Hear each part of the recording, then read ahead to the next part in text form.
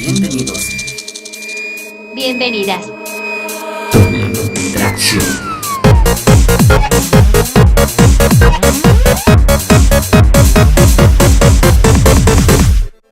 Solís en Asamblea Legislativa.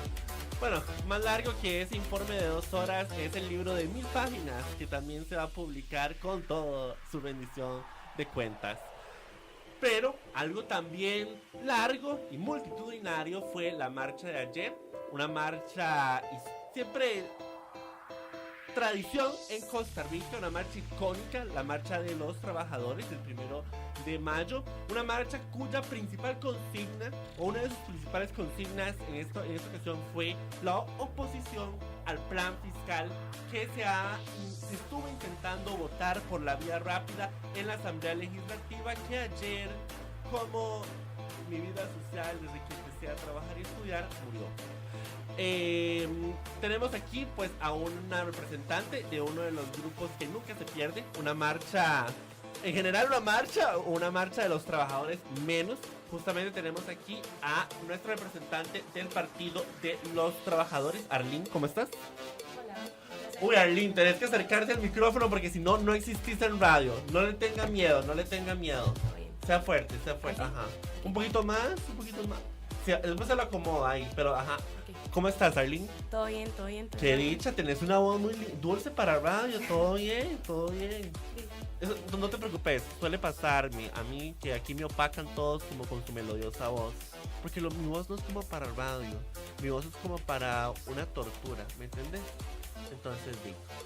Pero bueno, también tendremos con nosotros intervenciones de personas del otro extremo del espectro, un extremo más de derecha, más liberal, para conocer exactamente cuáles son las razones de la oposición a ese plan fiscal ante un nuevo directorio que se eligió ayer, directorio histórico, en su mayoría conformado por mujeres, con la primera presidenta de la Asamblea Legislativa desde hace 18, 17 años y la presidente más joven en Asamblea Legislativa con 35 años, la representante del PAC, Carolina Hidalgo.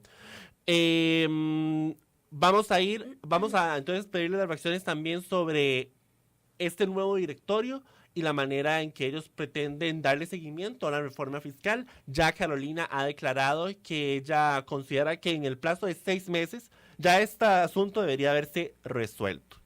¿Será que es tan fácil en 6 meses hacer eso? Vamos a hacer una pausa y regresamos aquí con más en la doble tracción.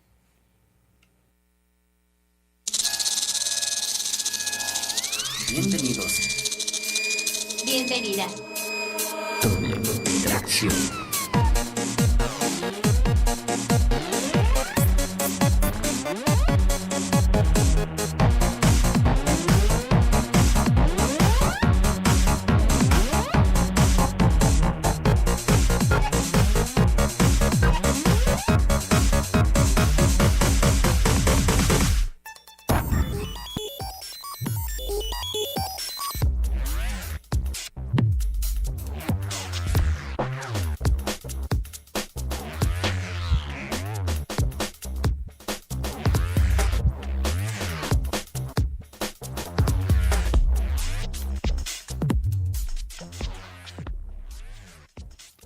Estamos de vuelta aquí con la doble tracción, entrándole con la doble tracción a lo que es el plan fiscal, que ayer durante la marcha del 1 de mayo muchos grupos se opusieron a él. Una marcha que hace eco de la marcha anterior de hace más o menos una semana, una marcha multitudinaria donde hubo oposición clara y contundente en contra de este plan fiscal, tan contundente que incluso recuerdo ese día que veía personas publicando que asistieron a la marcha, que yo jamás hubiera pensado que iban a asistir a la marcha, y resulta que parece que este plan fiscal sí ha logrado tocar ciertas sensibilidades que en otras ocasiones pues no han logrado, otros planes no han logrado mover a la gente como para salir a oponerse a este plan, lo cual es bueno en términos de participación ciudadana, ¿verdad? Yo siempre he creído que si uno no le gusta algo debe hacerse escuchar.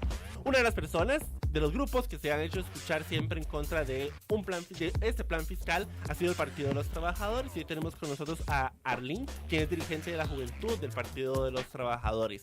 Arlene, brevemente contanos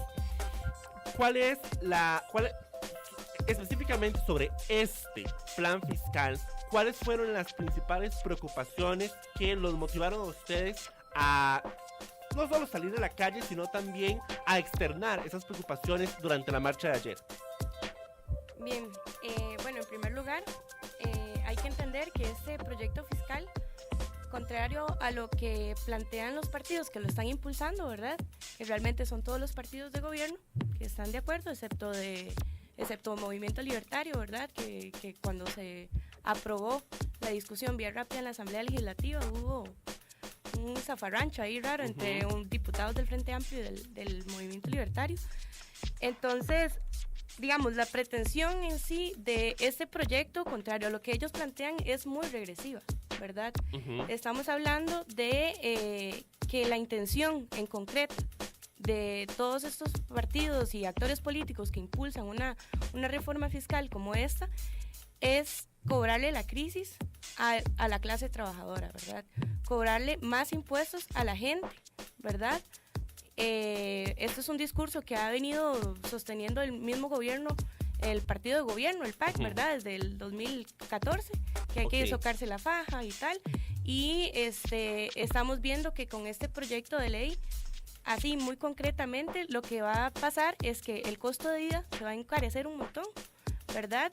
Y entonces el problema central es que vamos a tener a la mayoría del pueblo trabajador más pobre, ¿verdad? Los ricos cada vez más ricos, ¿verdad? Porque el proyecto en sí no toca la raíz del problema, ¿verdad? Como la evasión fiscal. De acuerdo. Y implementando estas medidas tan agresivas, tan solo se va a reducir un 1.9% del déficit fiscal. Entonces, sí, nosotros siempre hemos estado en contra de todo el plan, de los planes fiscales que ha venido impulsando este gobierno, que Laura Chinchilla también fue muy severa, hablando de como la dirección, la orientación que iba a tener un posible plan fiscal.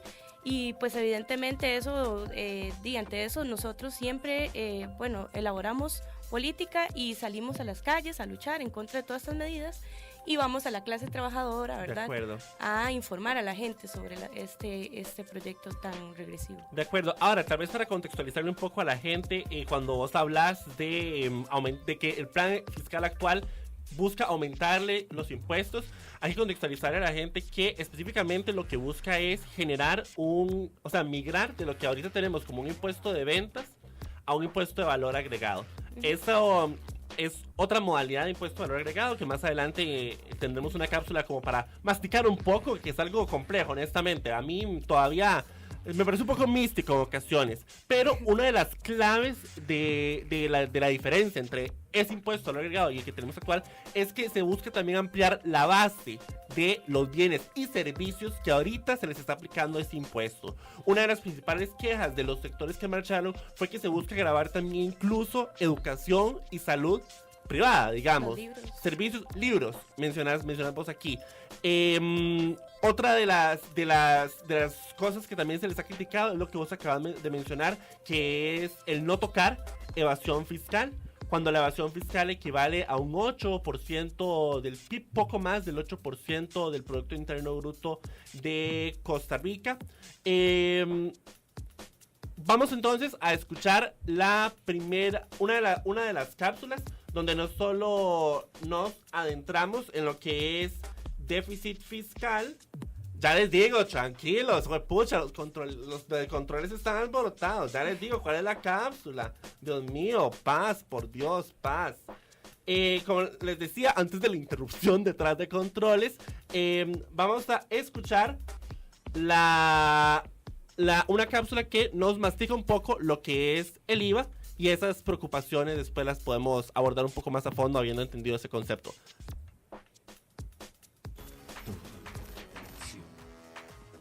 El impuesto al valor agregado, o IVA, es como el universo cinematográfico de Marvel. Para entender la Civil War hay que empezar en Iron Man 1 y ver qué cosa nueva va aportando cada peli. Es lo mismo con el IVA, es como una cadena de producción. Este se cobra proporcionalmente por cada cosa nueva que se le agregue al producto. Tomemos por ejemplo el pan. En un país con un IVA de un 13%, un agricultor de trigo genera harina y se la vende a un panadero con un 13% extra de precio. el agricultor otorga ese porcentaje recaudado al gobierno. Siguiendo la línea de producción, el panadero usa la harina para hornear pan, y lo vende al consumidor, igual, siguiendo con un 13% adicional de precio, solo que esta vez el panadero no entrega todo el porcentaje al gobierno, en cambio le resta lo que ya le había pagado al agricultor en impuestos. Lo que sobra de esta resta es lo que va a terminar en el Estado. Esto se llama deducción financiera. Entonces, ¿por qué es que el gobierno está haciendo presión para que nos pasemos de un impuesto sobre las ventas a un IVA? En Costa Rica, el impuesto sobre las ventas tiene un sistema de deducción como el que usó el panadero. Sin embargo, es parcial. No todos los servicios están grabados. Con el nuevo proyecto de ley, el Ejecutivo quiere grabar con dos tasas, una de un 13% y otra de un 4%. Y así como Taylor Swift intenta acaparar toda la industria pop, el gobierno también busca que todos los bienes y servicios paguen alguna de estas dos tasas, con la excepción de los servicios privados de salud y educación. Solo que en este caso, la plata de los replays de Spotify no va a parar a la cuenta bancaria de ninguna cantante. En cambio, el proyecto de ley pretende devolver después de 2 años el impuesto al 40% de los hogares más pobres. Además, se busca disminuir la cantidad de Wesley Snipes que viven en el país evadiendo impuestos, ya que para deducirlos, los productores deben solicitar facturas a las personas que le dan los insumos. Por ejemplo, nuestro panadero lograría deducir el impuesto que le da el Estado solo si le pidió factura al agricultor de trigo. Así como los pantallazos de WhatsApp son el registro de todos los chismes, el recibo comprueba que ya se pagó parte de su carga tributaria. Si el panadero no lo solicitó, tendrá que pagar todo el 13 o 4%. Para el Ejecutivo, el IVA sería como lo que Visión fue para los Avengers, su salvador. O bueno, al menos el salvador del déficit fiscal, que se prevé que llegará a 6.5% el próximo año.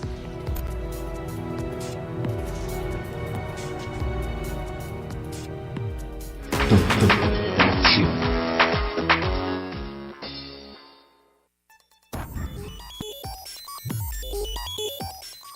Bueno, acabamos de escuchar ahí un poco un masticado de lo que es el IVA.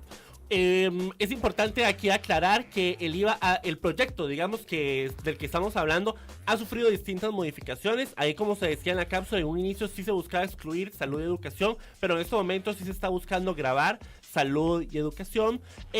Una de los argumentos, digamos, en defensa de otros argumentos como los que nos mencionaba Arlene, de que no se está tocando la evasión fiscal, es que el IVA de cierta manera motiva a pedir factura por una cuestión personal, ¿verdad? Para yo poder deducirlo de mis impuestos, y eso en teoría podría reducir la evasión fiscal en algo, ¿verdad? En algo. Vamos a escuchar a el secretario de ANFE, quien es un exconductor de la doble tracción, muchacho liberal, a ver cuáles son las preocupaciones que él tiene sobre el plan fiscal actual y a ver si hay algún match entre ustedes. Yo creo que sí, puede haber match. Arlene, es en serio, puede haber match, no te preocupes, hay puentes en todo lado. Escuchemos a Sebastián Trejos. Yo realmente estoy en contra de lo que es ni siquiera llamaría una reforma fiscal, llamaría un paquete tributario. Aunque estemos migrando del impuesto de ventas al IVA, esto lo que viene es a gravar mayores servicios, encareciendo el costo de vida de los costarricenses. Y ojo, pues esto puede contraer la economía durante gran parte del tiempo, 1 o 2 años, pues perfectamente si no se hacen las cosas de la mejor manera. Ahora, siento que tenemos que primero ordenar nuestra casa, tenemos que ser autocríticos. Sabemos que la gran responsabilidad de todo esto está en el sector público, gastos superfluos exagerados, pagos de planillas exagerados. La OCDE puso un gráfico donde Costa Rica es uno de los países que más paga en planilla pública, superado por México, Chile, Brasil, etcétera. Países como Grecia, inclusive, que hoy está en crisis. Costa Rica es uno de los países que más paga en planilla. No puede ser posible que estemos en plena crisis, porque ya entramos en esa crisis. Costa Rica no ha dejado de pagar sus deudas, pero nuestros bonos continúan cayendo. Estamos siendo calificados con B menos. Entonces ya esos son indicios de que vamos para el despeñadero, si no es que ya estamos cayendo. Tenemos que poner de nuestra parte, más que toda la parte del servicio público. No podemos seguir pensando que el papá Estado nos va a regalar todo. Tenemos que desligarnos de esto y tenemos que ponernos serios y ordenar y ser autocríticos. Si queremos pagar impuestos, o si yo quiero pagar impuestos como un país desarrollado, primero tenemos que ser autocríticos. Y aquí los políticos es donde pecan de vanidosos. Primero sean autocríticos y posteriormente exijan al pueblo.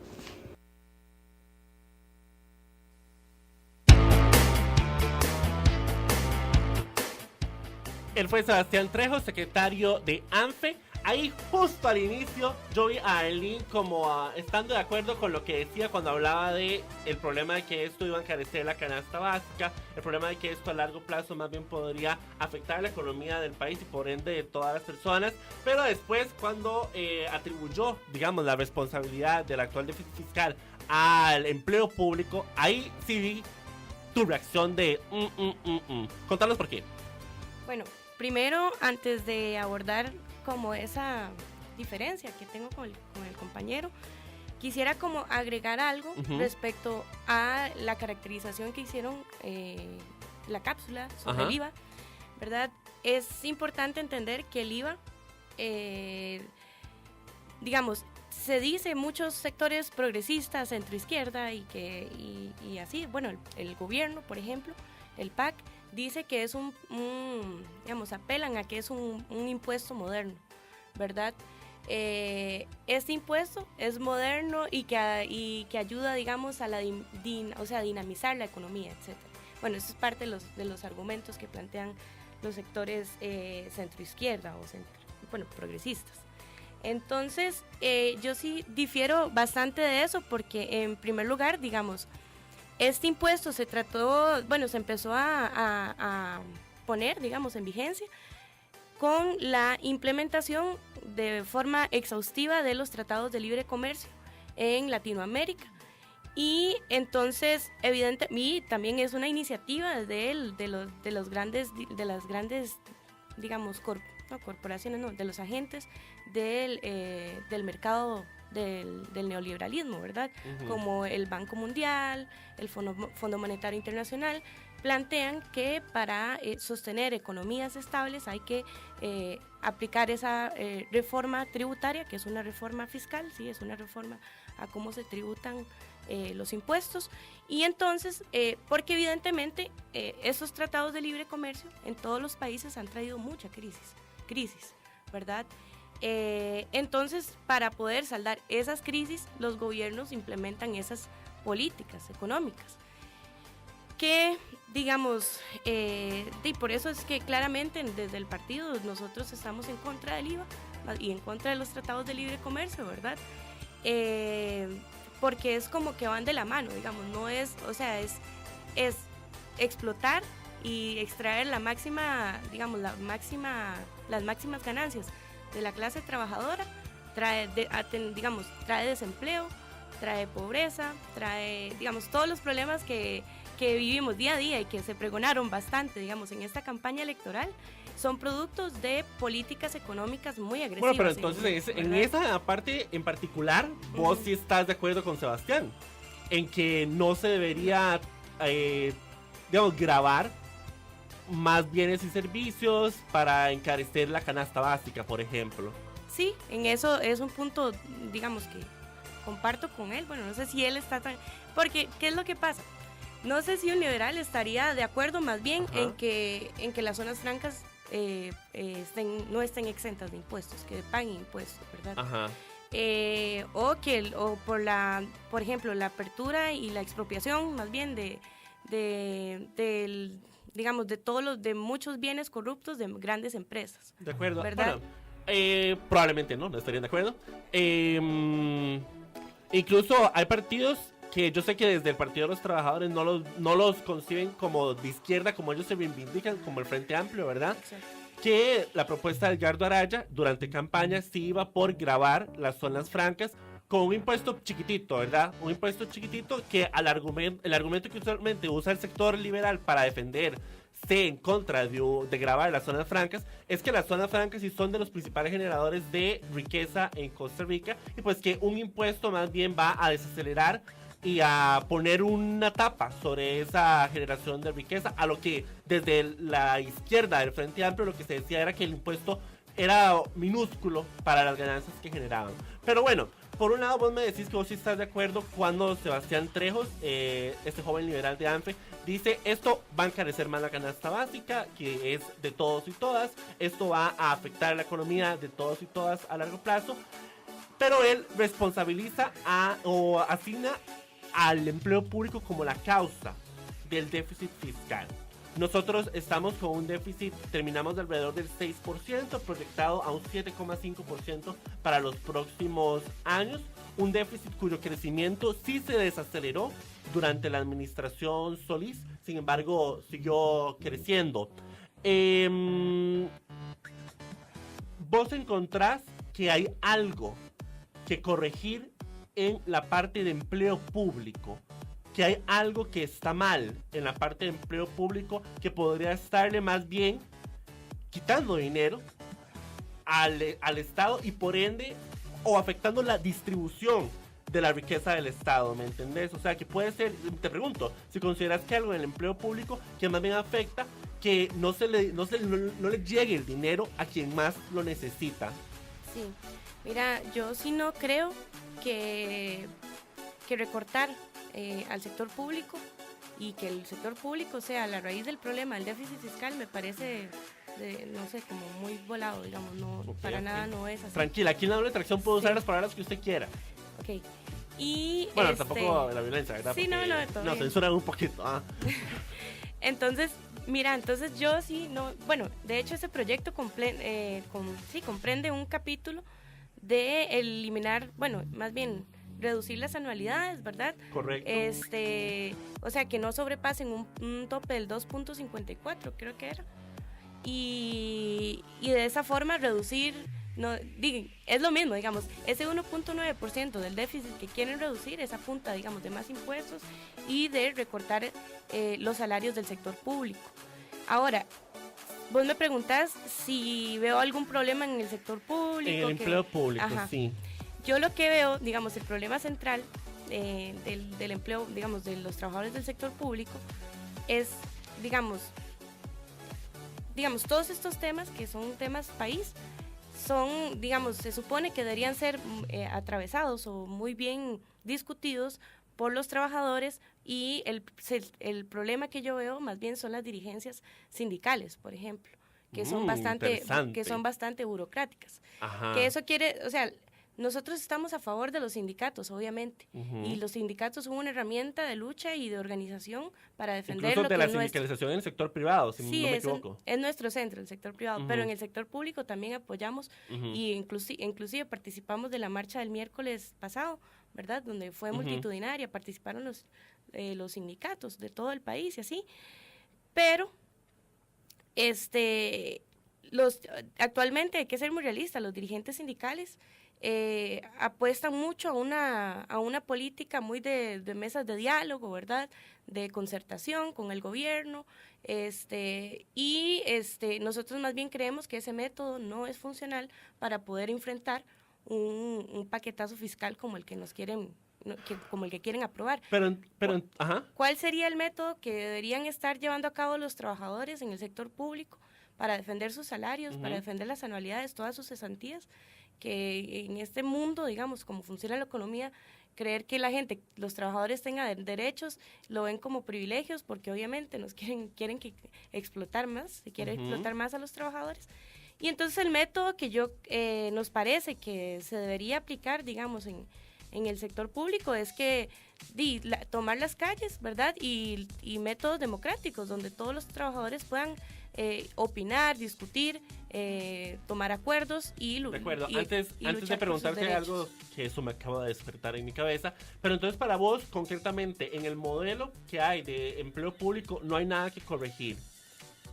Yo creo que no es ajeno lo que yo te acabo de decir. Te pregunto porque, por ejemplo, si hay una brecha, y bueno, vos acabas de mencionar que el centro en el Partido de los Trabajadores es justamente el sector privado, hay una brecha salarial enorme entre el salario promedio de una persona en el sector público y una persona en el sector privado. el salario promedio de una persona en el sector público es alrededor de 900,000 pesos mensuales, mientras que en el sector privado es de alrededor de 300,000 pesos.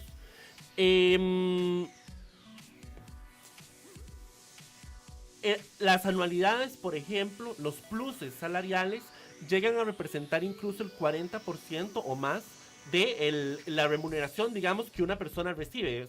Para aclarar un poco lo que estoy diciendo, es que si mi salario, vos sí me comprendés, Sí, pero sí. para nuestros radioescuchas, lo que me refiero es que si mi salario son 200,000 pesos, por decir algo, que a nivel de pluses y de anualidades, etcétera, el salario puede llegar a aumentar incluso, o sea, puede llegar a representar más lo que gano por pluses que lo que gano por la base salarial.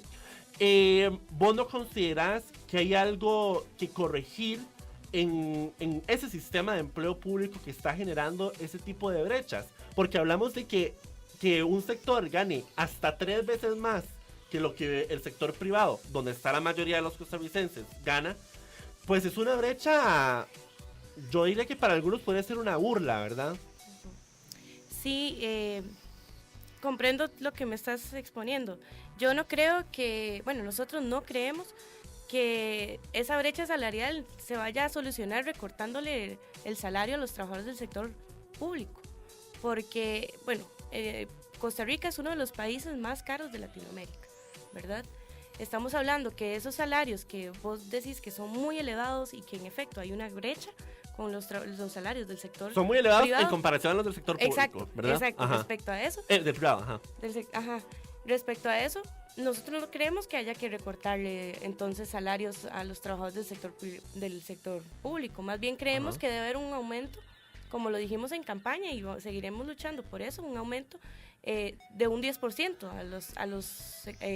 al salario de todos los trabajadores. Porque sí, en efecto, digamos, los trabajadores del sector público tienen un salario base y con Correcto. todos esos derechos, ¿verdad? Como las anualidades, los pluses, llegan a tener un salario apenas digno. Y eso cala para muchos trabajadores como trabajadoras de cocina, como guardas, como conserjes, ¿verdad? Entonces sería un error decir que hay que recortar salarios porque hay una brecha. Entonces, digamos, en este país y en todos los países de corte neoliberal hay mucho dinero, pero el dinero está concentrado en pocas manos, ¿verdad? Ujú. Entonces, más bien a lo que nosotros apostamos, ¿verdad? Y parte de las consignas que levantábamos ayer y el miércoles y durante toda nuestra existencia como partido, ¿verdad? Es que la crisis se le debe cobrar a sus responsables, que el cese del pago de la deuda, ¿verdad? Por Ahora, ejemplo. me monto sobre tu premisa de que un 10% de aumento salarial es necesario, digamos. O sea, porque ustedes más bien todos lo están viendo al revés. O sea, sin que al revés suene peyorativo, digamos. Lo que digo es que por un lado algunos lo ven como de que esta brecha hay que buscar acercar los salarios del sector, o sea, empujar los salarios del sector público más cerca del salario del sector privado. Ustedes más bien lo están viendo del sentido contrario. Esta brecha, más bien hay que empujar el salario del sector privado para que se acerque más a los del salario del sector público. A eso es lo que ustedes están básicamente conceptualizando, digamos. Bueno, no necesariamente es que se tienen que hacer como, vamos a comparar a estos salarios, no, tienen que ganar lo que merecen, ¿verdad? Bueno, pero vos mencionaste un aumento del 10%. 10% que Ese ni 10%, ajá. ni siquiera llegaría, o sea, ese aumento salarial del 10% ha sido una deuda, digamos, respecto a los aumentos salariales. Por ejemplo, el año pasado el salario del sector privado aumentó 10 colones. Sí, los salarios, es una burla, los salarios digamos. mínimos del sector privado aumentan como 0,5%, 0,1% cada semestre. Pero para vos un aumento, para el Partido de los Trabajadores un aumento del 10% no podría más bien terminar ahuyentando justamente a la fuente de trabajo. O sea, que un empleador diga, incluso empleadores que 3 de cada 10 empleados en Costa Rica no ganan el salario mínimo. O sea que hay 7 de cada 10 que sí están en una empresa o con un patrón o patrona que sí les paga el salario mínimo. Que es insuficiente. Que para vos es insuficiente. Un 10% de aumento a ese salario mínimo, ¿no te parece que podría ahuyentar más bien a la fuente de trabajo? Y que la fuente de trabajo diga, ish, es que ya no podemos, digamos. No podemos, ya les estamos garantizando el salario mínimo, pero un aumento del 10% no podemos, y que más bien eso espante fuentes de trabajo. Ajá. En un país donde llevamos años con una tasa de desempleo del 10%, por ejemplo. Bueno, las cifras oficialistas, ¿verdad? Ajá. Sin contar el subempleo, la informalidad, etc. Pero bueno, Donde las volviendo al mujeres punto- tienen una tasa de desempleo el doble Sí, que los hombres. Exactamente. Sí, las mujeres y los sectores oprimidos, los negros, los migrantes siempre son más afectados por estas Ujú. políticas. Pero para responder a tu pregunta, mira, no, yo no creo, nosotros no creemos, bueno, puede ser que se ahuyenten y que vayan a amenazar y que, digamos, los empresarios son así, las empresas privadas son así, a punta de chantaje, a punta de amenaza, tienen a los trabajadores y les dicen, bueno, usted agradezca porque detrás de usted hay 500 personas haciendo fila, por supuesto, de trabajo.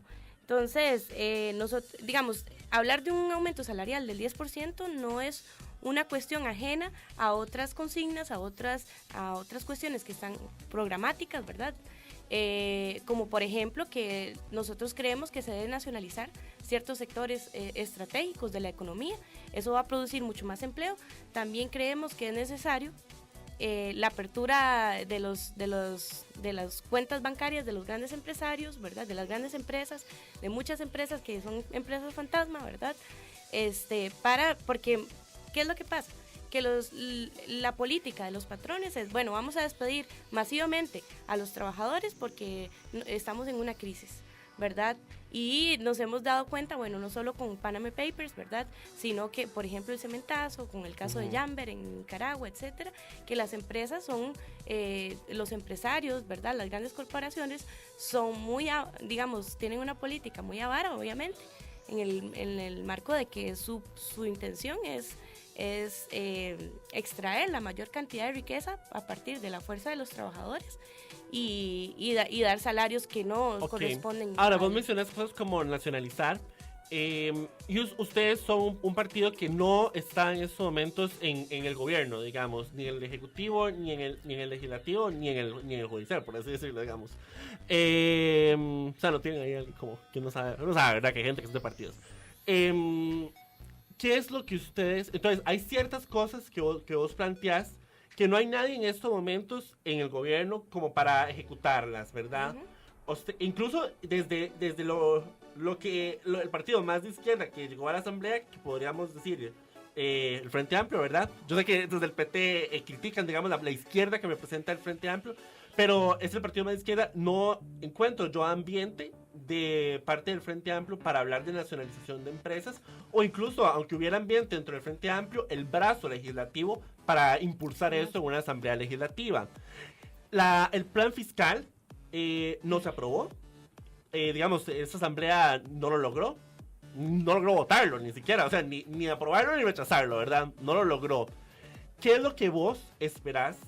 El Partido de los Trabajadores concretamente espera que la Asamblea Legislativa haga con este plan fiscal que hereda. Cuando me refiero al plan fiscal que hereda, no me refiero necesariamente a la propuesta, ¿verdad? Al papel, sino que hereda la tarea de generar reformas fiscales que el país necesita.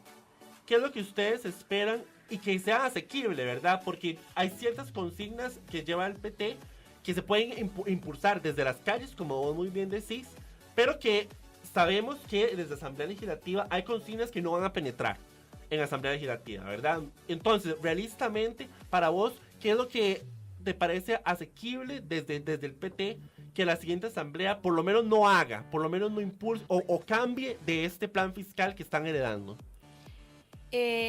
Bueno, ahí podría discutir al respecto como bueno, vos has mencionado que nosotros criticamos al Frente Amplio y así, ¿verdad? Sí, sí lo critican. Sí, no, todo, Okay. O sea, está bien. Nosotros siempre es necesario desenmascarar a esos partidos que no solo en Costa Rica pasa, en todo el mundo, muchos partidos que están en el gobierno se reivindican ser socialistas. Por ejemplo, hoy un caso muy concreto. Daniel Ortega y Rosario Murillo, en nombre del socialismo, han matado a más de 60 personas y han gobernado pero controlan todas las empresas y son pero aliadísimos de las transnacionales y del sector privado. Entonces eso, y el Frente Amplio reivindica, e incluso se pronunció a favor de Ortega, ¿verdad? De no cese el levantamiento del pueblo nica, por ejemplo. Y entonces, ¿qué tiene que ver eso con el Frente Amplio, con que si son de izquierda o no, y con la política fiscal y el plan fiscal que se va a implementar? Bueno, eso tiene que ver en el marco de que vos decías que hay cosas que son inviables por la Asamblea Legislativa, correcto, por su composición. Y en efecto, nuestra estrategia, nuestro objetivo no es, digamos, para llegar al poder no hay atajos. Nosotros confiamos mucho más, y es algo que hacemos día a día como militantes, en ir a discutir con todos los trabajadores, con ir a las fábricas, ir a las piñeras, ¿verdad? Donde tenemos digamos, ahí es un centro importante de la intervención como militantes, ¿verdad? En las universidades, aquí llevamos una discusión muy fuerte con las dirigencias estudiantiles que hoy controlan el aparato de la FEUR, ¿verdad?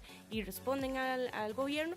Y entonces, ir a las aulas, ir a los centros de pasos.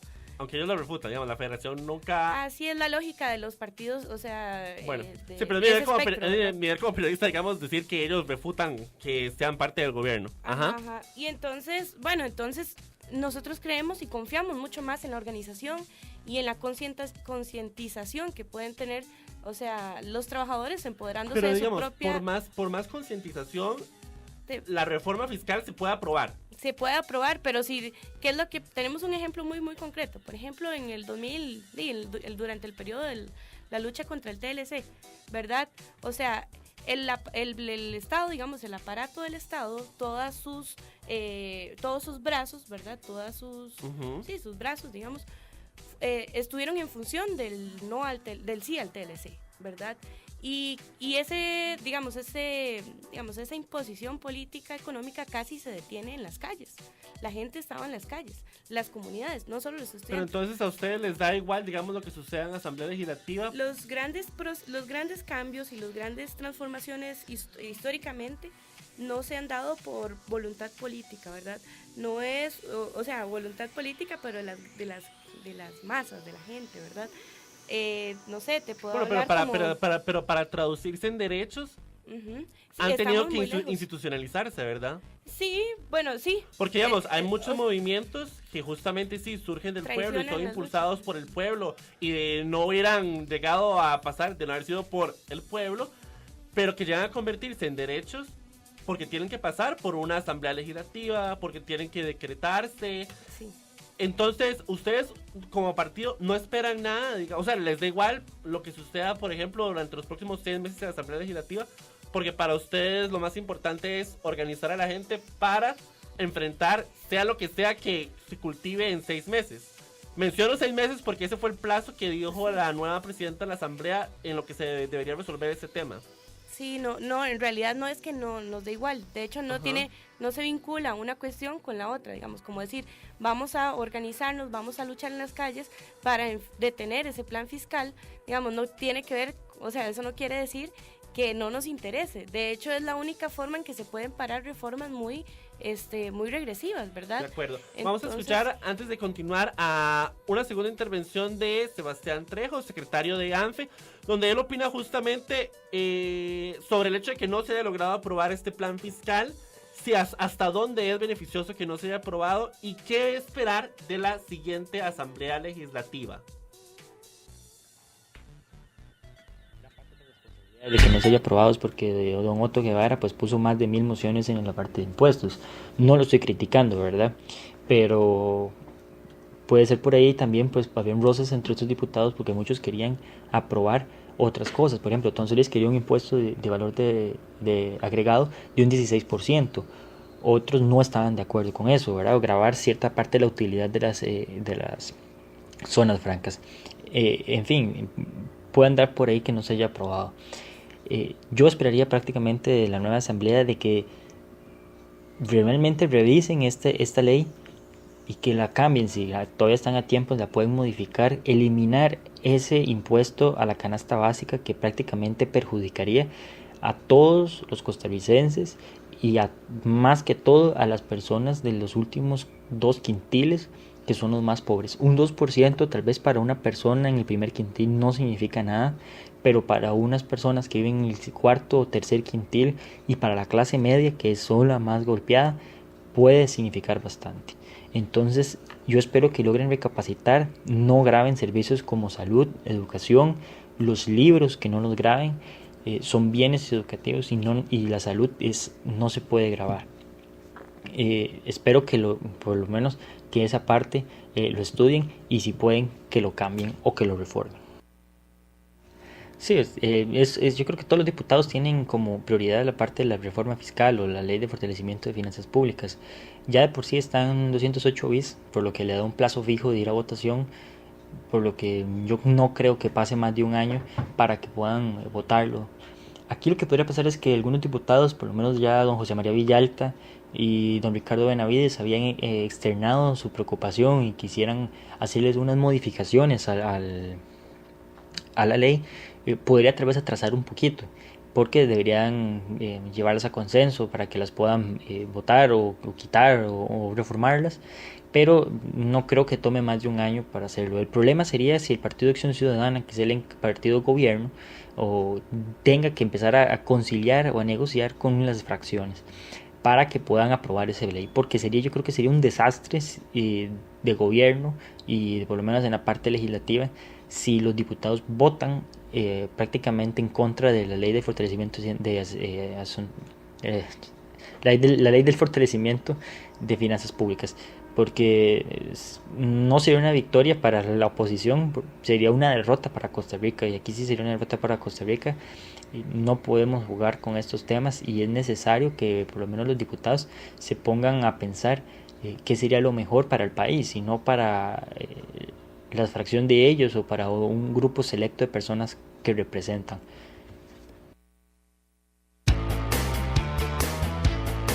De acuerdo, él fue Sebastián Trejo, secretario de ANFE. Él mencionaba varios puntos de cara a la asamblea que viene. Arlene, ¿cuál es una reforma fiscal que ustedes avalarían? Una reforma fiscal. Porque para ustedes sí sí es necesaria una reforma fiscal. ¿O las cosas pueden quedar como están ahorita? No, bueno, es necesario, sí, una reforma fiscal. ¿Y cuáles son nuestros puntos? Okay. Nosotros creemos que, en primer lugar, hay que hablar de la evasión fiscal y cómo se come eso, digamos, cómo se hace para cobrar impuestos a las grandes empresas. Cuando hablamos de la apertura bancaria de las cuentas de las grandes empresas, pasa por ahí, digamos, de revisar cuáles son, digamos, cuánto representan sus ganancias, ¿verdad? No me extrañaría, ¿no?, que estos, digamos, que sea ahí como la mafia, digamos, ¿verdad? Así funciona, o sea una cuestión muy mafiosa, ¿verdad? Y a partir de ahí cobrarle lo que han generado, digamos, la crisis que han generado. También creemos que es necesario la suspensión del pago de la deuda, ¿verdad? O sea, esa cosa, digamos, estamos hablando de temas presupuestarios, donde como el Estado los gobiernos distribuyen su presupuesto, ¿verdad? Donde más de la tercera parte del presupuesto se va en el pago de la deuda, casi que la mitad se va en el pago de la deuda pública y más de la tercera parte se va en el pago de la deuda externa. Y la deuda en sí, ¿qué es la deuda? La deuda es adquisición de préstamos para poder financiar lo que el Estado no está pudiendo suplir, ¿verdad? De acuerdo. Vos mencionas entonces, resumiendo, 3 cosas. Por un lado, entrar a la evasión fiscal. Que ahí el Partido de los Trabajadores subraya una situación que sí es preocupante en Costa Rica, que es que, bueno, tenemos una evasión del 8% del PIB y es una evasión que desde el 2010 no ha cambiado. O sea, llevamos casi una década con una evasión del 8% del PIB y de ahí no, ni sube ni baja significativamente. Nada más ahí tenemos gente que se está llevando 8% del PIB. Por otro lado, vos mencionás lo de abrir cuentas bancarias de grandes empresas. un poco ligado con lo que vos mencionabas también de Panama Papers, ¿verdad? Esto de paraísos fiscales, etcétera. Y por otro mencionas el desconocimiento de la deuda externa. En la Asamblea Legislativa, me puedes decir que no coincides conmigo, creo que ambiente solo hay, o solo podría haber para las primeras dos, ¿verdad? O sea, entrarle a la evasión fiscal y entrarle a paraísos fiscales. Desconocimiento de la deuda externa, no veo yo a ninguna fracción apoyando una medida como esa, ¿verdad? Que implica, pues, declararse básicamente un estado rebelde ante distintas instituciones internacionales con las que Costa Rica, pues, guarda relación, guarda vínculos contractuales, compromisos, etcétera, ¿verdad? Una reforma fiscal que le entrara a las dos primeras, a evasión fiscal, que es una deuda que el país tiene con todos nosotros, ¿verdad? O sea, donde se está permitiendo que durante una década, al menos, se nos esté llevando 8% del PIB, equivalente a todo un nuevo sistema educativo, podríamos tener con eso. Y lo de, pues, mayor transparencia en esos grandes empresarios. Una reforma fiscal de ese tipo contaría con el apoyo de ustedes. Partiendo del hecho, más bien, que quería referirme que nosotros, digamos, actualmente y años atrás venimos haciendo un trabajo muy constante por la sindicalización en el sector privado, ¿verdad? Digamos, una iniciativa así, digamos, de una reforma fiscal así, muy probablemente estoy casi 100% segura que provendría, digamos, de los sectores de los trabajadores, ¿verdad? De los trabajadores conscientes y organizados en sindicatos, ¿verdad? En comités donde se pueda discutir estos temas y llevar propuestas así y lograr grandes transformaciones. No pasaría porque de repente los 57 diputados que tienen programas neoliberales todos van a tener un giro así como divino, ¿verdad? De proponer tales cosas. No es por ser pesimista, pero esto es hacerle el frente, digamos, a los grandes agentes del imperialismo, así abiertamente, que han tocado todas las arcas de los estados de todos los países. Pero entonces para ustedes no hay reforma fiscal con la que se puedan poner de acuerdo. Sí, claro, o sea, te estoy diciendo que esas cosas, o sea, si todos los partidos, todos los actores políticos están de acuerdo en impulsar, digamos, propuestas propuestas socialistas, propuestas que beneficien a la mayoría, estaríamos de acuerdo. Aunque no sean todas las propuestas que ustedes promueven. Bueno, ahí sí ya estamos hablando de otra cosa. Porque es que digamos, como que yo te diga, bueno, usted estaría de acuerdo en, no sé, comerse un como helado. te digo, la pregunta era si el gobierno, si Asamblea Legislativa dijera, sí, le vamos a entrar a evasión fiscal, vamos a incluir evasión fiscal en esta reforma, vamos a incluir temas como paraísos fiscales en esta reforma, pero no vamos a desconocer la deuda externa de este país. Eso sería algo a lo que el PT podría sumarse. Sí, claro. A pesar de que no dicen, eso no, lo de la desconocer de la deuda externa no. Te pregunto porque si vos coincidís con Sebastián, por ejemplo, y con múltiples sectores en el país de que hay una reforma fiscal necesaria, ¿verdad? Las diferencias entran en cuál es esa reforma, ¿verdad? O sea, en tanto sepamos que los empresarios están siendo encarcelados y están siendo expropiados, o sea, creo que ahí habría los empresarios evasores, ¿verdad? Sí, evasores. Ok, sí, porque si los encarcelan a todos no hay trabajo para nadie. Bueno, ¿verdad? eso es como otra discusión. Nosotros sí creemos que más bien el Estado debe ser el gestor de empleo, de todo. Claro, pero eso implicaría una revolución. Sí. Y pasito a pasito, ¿verdad? O sea, lo que quiero decir es que yo créeme que yo entiendo el planteamiento programático del PT, pero digamos, por eso hago la aclaración, porque si para nuestros radioescuchas, porque escuchar encarcelen a los empresarios suena como que ya no va a haber empleo. A los corruptos. Exacto, a los corruptos. por eso hacer la aclaración. Y a los otros ahí. A quienes sean, o sea, realmente a quien sea que esté delinquiendo debe ser procesado y pagar la sanción adecuada. Pero perdón, tal vez yo mismo te interrumpí. Si es algo a lo que se podrían sumar entonces como partido, porque yo creo que lo que te decía es que múltiples sectores coinciden que es necesaria una reforma fiscal y si no hay una reforma fiscal, sea cual sea, ¿verdad? O sea, si no hay una reforma fiscal atinada, la situación para todos en el país se puede tornar violenta. Violenta económicamente Ya, y, digamos, yo ¿por qué siento no? Violenta socialmente todavía más de lo que podemos hablar, ¿verdad? Porque, por ejemplo, yo sé que para el PT la defensa de los derechos laborales es crucial, es vital, y hay violencia detrás de cada infracción de los derechos laborales. Entonces, por eso digo que se puede tornar más violenta, porque al haber ese estironazo de una reforma fiscal donde el Estado ya no logra sostenerse, ¿verdad?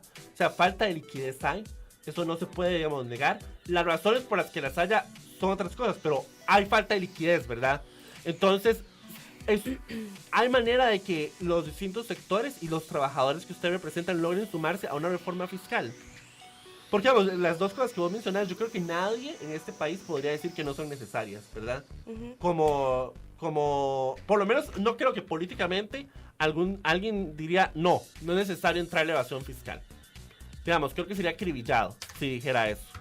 Otra cosa es que actúe con base a lo que dice, ¿verdad? Pero...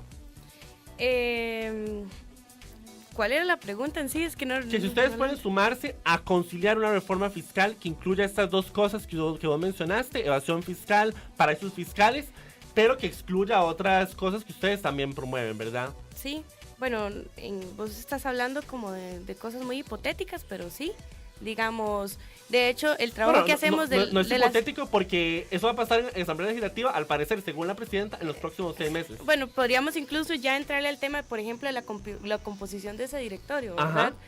Pero contéstame, ¿sí se podrían sumar entonces? Sí, claro, en el marco, como te dije, de que nosotros veamos que están siendo confiscados los bienes de los empresarios evasores y corruptos y estén siendo expropiados y estén siendo encarcelados. Pero eso lo verían hasta que se apruebe. Mi pregunta es si ustedes apoyarían la aprobación de una reforma que incluya esas cosas. El primer paso sería estar a favor de una reforma como esa y el segundo paso sería todo lo que eso implica.